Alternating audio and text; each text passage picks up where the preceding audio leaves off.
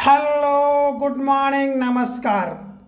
आपके अपने चाहते यूट्यूब चैनल लर्न विद आभास से मैं राकेश यादव आप सभी का बहुत बहुत स्वागत करता हूं।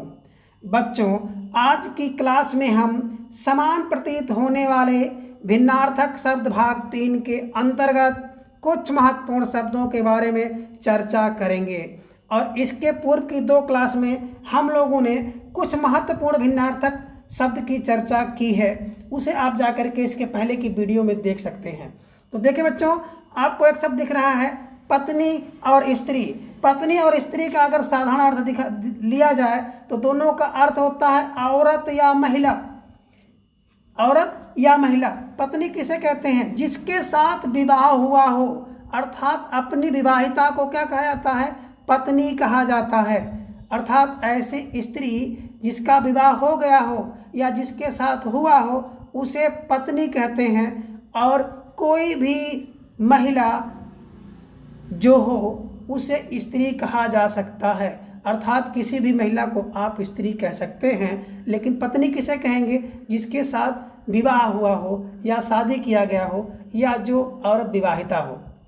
आगे देखें, आपको एक शब्द और मिलता है पुस्तक और ग्रंथ। पुस्तक और ग्रंथ का साधारण अर्थ किताब से होता है। अगर किसी विषय पर छोटे आकार की कोई किताब हो तो उसे हम लोग पुस्तक कहते हैं। लेकिन अगर कोई ऐसी किताब हो जिसमें धार्मिक, आध्यात्मिक या दार्शनिक या किसी बड़े आकार की हो, किसी बड़े विषय पर लिखी गई हो, तो उस किताब को हम लोग ग्रंथ कहते हैं। अर्थात पुस्तक जो है क्या होता है? छोटे आकार की होती है, छोटे विषय पर होती है। ग्रंथ बड़े आकार की होती है और किसी धार्मिक, आध्यात्मिक या फिर दार्शनिक विषय पर लिखी गई होती है। आगे देखें, एक शब्द आपको मिलता है सेवा और शुश्रूषा। सेवा और शुश्रूषा दोनों का अर्थ होता है किसी की सेवा करने का भाव या सहायता करने का भाव। जब किसी छोटे व्यक्ति द्वारा किसी बड़े व्यक्ति की क्या की जाए? सहायता की जाए, तो उसे सेवा कहते हैं। अर्थात छोटे व्यक्ति द्वारा बड़ों की सेवा करना। और दूसरा होता है किसी रोगी की सहायता करना, रोगी की सेवा करना को शुश्रूषा कहा जाता है। आगे देखें, एक शब्द आपको मिलता है यंत्रणा और यातना। यंत्रणा और यातना का जो साधारण अर्थ होता है या सामान्य अर्थ होता है कष्ट। और यंत्रणा के अंतर्गत किसे? अगर कोई मानसिक कष्ट है, अर्थात मन में कोई कष्ट है, तो उसे यंत्रणा कहते हैं। और अगर शरीर में या शारीरिक कोई कष्ट है, कोई पीड़ा है, तो उसे यातना कहते हैं। अर्थात मानसिक रूप से कोई अगर आपको कष्ट दे तो उसे यंत्रणा कहा जाएगा, और शारीरिक रूप से कोई आपको कष्ट दे तो उसे यातना कहा जाता है। आगे देखिए, एक शब्द आपको मिलता है आधि और व्याधि। आधि और व्याधि का साधारण अगर अर्थ देखा जाए तो दोनों क्या हैं? रोग हैं। और आधि क्या है?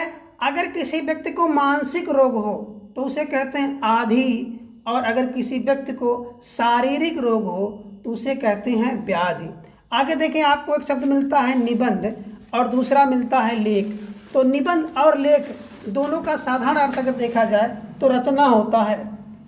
क्या होता है? रचना। अगर कोई ऐसी रचना की जाए जिसमें क्या हो? व्यक्तित्व की प्रधानता हो, तो उसे क्या कहा जाता है? निबंध कहा जाता है। लेकिन लेख में क्या होता है? ऐसी रचना होती है जिसमें किसी विषय की प्रधानता होती है, उसे लेख कहते हैं। आगे देखें, आपको शब्द मिलता है दक्ष और निपुण। दक्ष और निपुण का साधारण अर्थ होता है कुशलता। और अगर किसी व्यक्ति में कार्य करने की कुशलता हो, अर्थात शारीरिक कुशलता को दक्ष कहते हैं और मानसिक कुशलता को निपुण कहते हैं। अर्थात अगर कोई व्यक्ति क्या है? शारीरिक रूप से किसी कार्य को करने के लिए कुशल है, दक्ष है, तो उसे क्या कहेंगे? दक्ष कहते हैं। अगर शारीरिक रूप से कुशल है तो उसे दक्ष कहा जाएगा, और अगर मानसिक रूप से कुशल है तो उसे निपुण कहा जाएगा। अगला देखें, आपको एक शब्द मिलता है अमूल और बहुमूल्य। और अमूल और बहुमूल्य का साधारण अर्थ होता है कीमती। अमूल ऐसी वस्तु जिसका मूल्य चुकाना संभव ना हो।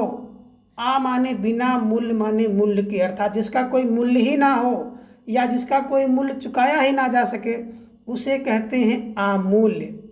और दूसरा है बहुमूल्य, ऐसी वस्तु जिसकी कीमत बहुत अधिक हो लेकिन उसे चुकाया जा सकता है उसे कहते हैं बहुमूल्य, अमूल्य और बहुमूल्य। अब देखिए अनुमोदन और स्वीकृति दोनों का साधारण अर्थ या सामान्य अर्थ होता है सहमति। कैसी सहमति? अगर किसी के विचार का समर्थन किया जाता है तो उसे अनुमोदन कहते हैं। और दूसरा है स्वीकृति, अगर किसी के प्रस्ताव की मंजूरी दी जाती है तो उसे कहते हैं स्वीकृति। और आगे है प्रणय और प्रेम। प्रणय और प्रेम का साधारण अर्थ होता है स्नेह या लगाव। कैसा? जब दो विपरीत लिंगों के बीच में कोई प्रेम हो, कोई लगाव हो या स्नेह हो तो उसे कहते हैं प्रणय। और अगर किन्हीं दो के बीच में स्नेह संबंध हो, लगाव हो तो उसे प्रेम कहते हैं। अर्थात प्रेम में दोनों एक लिंग होते हैं, स्त्री स्त्री के बीच में अथवा पुरुष और पुरुष के बीच में या किसी के बीच में प्रेम हो सकता है, लेकिन प्रणय जो है सदैव और सदैव दो विपरीत लिंगों में होता है, अर्थात नर और मादा के बीच में या आप कह सकते हैं स्त्री और पुरुष के बीच में होता है तो उसे प्रणय कहा जाता है। आगे देखिए आपको एक शब्द मिलता है इच्छा और अभिलाषा। इच्छा और अभिलाषा का अगर साधारण अर्थ जाना जाए तो इसका अर्थ होता है चाह या कामना या पाने की इच्छा, लालसा। तो इच्छा का क्या अर्थ होता है? किसी वस्तु को पाने की जो साधारण कामना या चाह होती है उसे हम लोग कहते हैं इच्छा। अर्थात किसी साधारण वस्तु को पाने की साधारण सी चाह या कामना इच्छा होती है, और किसी वस्तु को पाने की हर कीमत पर किसी भी प्रकार से प्राप्त करने की जो चाह होती है, जो कामना होती है, उसे अभिलाषा कहते हैं। आगे देखिए एक शब्द आपको मिलता है स्वागत और अभिनंदन। तो स्वागत और अभिनंदन दोनों का अर्थ होता है सम्मान या सत्कार करना। अब स्वागत किसका करते हैं? किसी भी आए हुए व्यक्ति का अपनी प्रथा के अनुसार, चलन के अनुसार स्वागत करना, सत्कार करना ही स्वागत कहलाता है। अभिनंदन क्या है? किसी व्यक्ति की उसकी उपलब्धि के आधार पर जो उसका सम्मान किया जाता है, उसका मान किया जाता है या सत्कार किया जाता है तो उसे अभिनंदन कहते हैं। और आगे देखें एक शब्द आपको देखने को मिलता है आपत्ति और विपत्ति। तो आपत्ति और विपत्ति दोनों का अगर साधारण अर्थ देखा जाए तो दोनों का साधारण अर्थ होता है संकट या मुसीबत। अब आपत्ति क्या है? आपत्ति होती है कि वह संकट जिसका निवारण हो जाए उसे हम लोग कहते हैं आपत्ति है। अर्थात जिस संकट का, जिस मुसीबत का कोई निवारण हो जाए, जिसको दूर किया जा सकता है उसे कहते हैं आपत्ति। और दूसरा है वह संकट या मुसीबत जिसका निवारण ही ना हो उसे कहते हैं विपत्ति। और आगे एक शब्द है ईर्ष्या और द्वेष। ईर्ष्या और द्वेष दोनों का अर्थ होता है जलना। अब ईर्ष्या का क्या अर्थ होता है, क्या प्रयोग होता है? किसी व्यक्ति की उन्नति या उपलब्धि को देखकर अगर आप जलते हैं तो उसे कहते हैं ईर्ष्या। और किसी व्यक्ति की उन्नति को, उपलब्धि को या किसी कारण से अगर उससे शत्रुता का भाव या घृणा का भाव रखते हैं या उत्पन्न होता है तो उसे क्या कहते हैं? उसे द्वेष कहते हैं। अर्थात ईर्ष्या में क्या होता है? व्यक्ति आपके पास रहकर ही आपकी उन्नति से, आपकी तरक्की और उपलब्धि से क्या करता है? जलता है। जबकि द्वेष में क्या होता है? व्यक्ति आपकी उन्नति से, प्रगति से क्या होता है? घृणा करता है, शत्रुता करता है, विरोध करता है, अर्थात वो आपसे दूर रहता है। अगला शब्द आपको मिलता है करुणा और दया। तो करुणा और दया का अगर साधारण अर्थ देखा जाए तो दोनों का अर्थ होता है दुखी होना। और करुणा कैसी होती है? दूसरे को दुख को देख करके दुखी होना। क्यों? उसके कष्ट को दूर करने के लिए जो दुख होता है उसे कहते हैं करुणा। जैसे अगर कोई व्यक्ति है, क्या है, दुखी है, और आप उसके दुख को देख करके दुखी हो जाते हैं, दूर करने के लिए दुख को, वो दुख आप दूर कर पाएँ या ना कर पाएँ, उसे कहते हैं करुणा। और दया क्या होता है? दया होता है किसी व्यक्ति की स्थिति को, दशा को देख करके उसकी सहायता करना दया कहलाता है। जैसे करुणा में क्या होता है, अगर किसी परिवार में कोई अप्रिय घटना हो जाती है तो उस घटना को देख करके हम लोग भी दुखी होते हैं, परिणाम स्वरूप क्या होता है, रोने लगते हैं, तो उसे करुणा कहा जाता है। और अगर कोई व्यक्ति है, परेशान है, बीमार है और उसके पास पैसे नहीं हैं, आपने पैसा देकर उसकी सहायता कर दी तो उसे कहते हैं दया। आगे आपको एक शब्द मिलता है स्वतंत्र और स्वच्छंद।